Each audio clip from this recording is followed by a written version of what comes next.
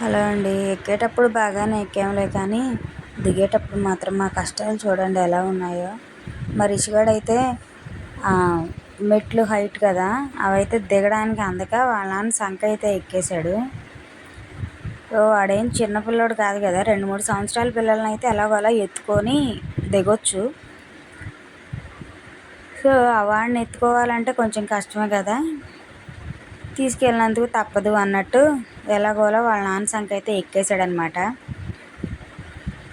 చిన్నగా మెట్లు హైట్ తక్కువ ఉన్నప్పుడేమో నడుస్తున్నాడు, కొంచెం హైట్గా ఉండేది దిగడానికి అందట్లేదు అనుకున్నప్పుడైతే వాళ్ళ నాన్న ఎత్తుకుంటున్నాడు అనమాట.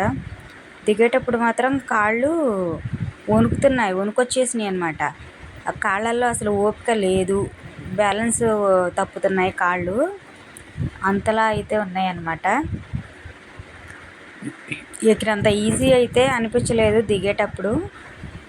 ఘాట్ రోడ్ అన్నాను కదా, ఘాట్ రోడ్ నుంచి అయితే అసలు ఎవరూ వెళ్ళలేదు, అందుకని మేము కూడా ఇటు మెట్ల మీద నుంచి వెళ్ళామన్నమాట. మా రిషిగాడైతే దిగేటప్పుడు కూడా హరహర మహాదేవ శంభో శంకర అనుకుంటే దిగుతున్నాడు.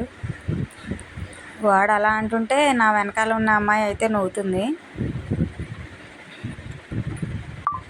ఒక అతనైతే నేను అట్లా వీడియో తీస్తుంటే దిక్కోకుండా నించొని వీడియో తీస్తున్నావేంటమ్మా అంటున్నాడు. సో మన ముందోళ్ళు కదిలితేనే కదా మనం దిగ్గలిగేది. సో ఆ విషయం ఆయనకు అర్థం కాలేదేమో. మా రిషిగాడైతే 4 మెట్లు దిగేసి మళ్ళీ వాళ్ళ నాన్న చంక అయితే ఎక్కేశాడు. ఇప్పుడు మీరు చూస్తుంటేనే తెలుస్తుంది ఎంత హైట్లో ఉన్నాయి, కాలేయడానికి ఎంత కష్టము అన్నది తెలుస్తుంది అనమాట మీకే.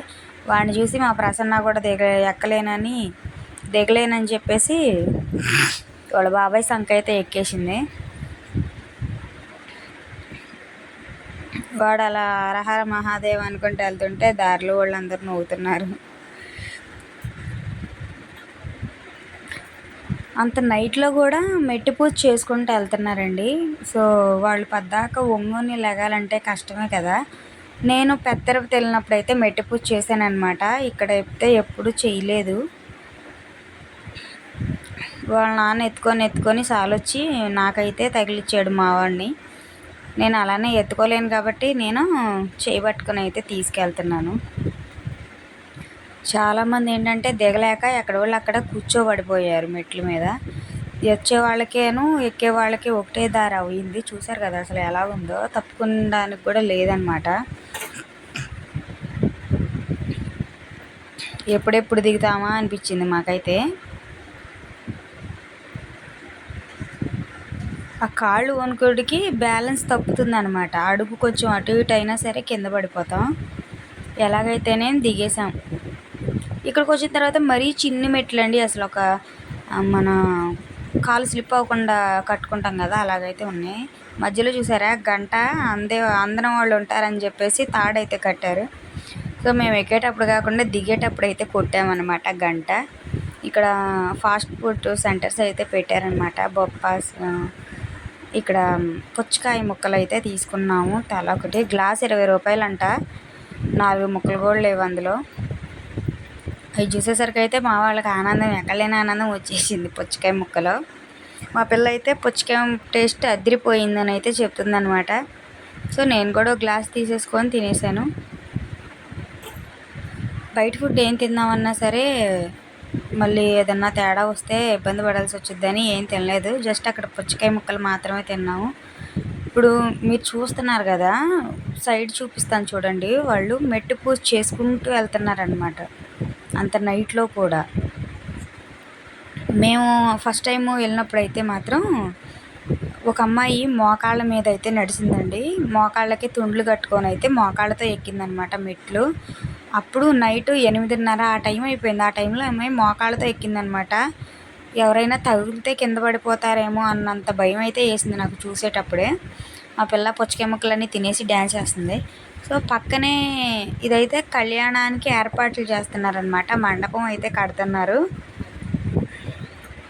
ఇది వచ్చేసి కింద అండి ఈ గుడి లోపలికి అయితే వెళ్ళలేదు మేము. ఈ స్క్రీన్ మీద చూసారా, డే టైంలో కొండంతా అలా డ్రోన్తో అయితే వీడియో తీసి పెట్టారనమాట. ఇక్కడైతే కోలాటం వేస్తున్నారండి.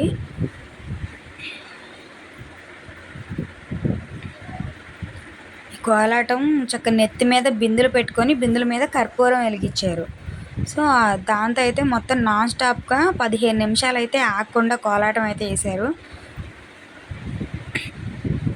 ఆ మైక్ పట్టుకొని తిరిగేదే కోలాటం కోచ్ అనమాట.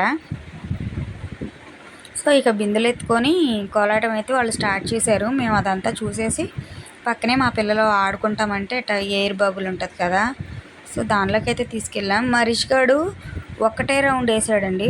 టికెట్ వచ్చేసి మనిషికి 50 రూపాయలు అంట. మావాడు ఒక్క రౌండ్ వేసి ఇంకొచ్చేసాడనమాట. అంటే వాడికి ఎక్కడానికి మిగతా పిల్లలు ఛాన్స్ ఇవ్వలేదు. సో వాడు ఒక్క రౌండ్ వేసి వచ్చేసాడు. మా పిల్ల అయితే బాగానే ఎంజాయ్ చేసింది. ఇక మా ఆవిడైతే బ్యాక్ వచ్చేసాడు. మేము కూడా ఇక టైం అయిపోతుంది కదా అని చెప్పి ఇంటికి వచ్చేసాం.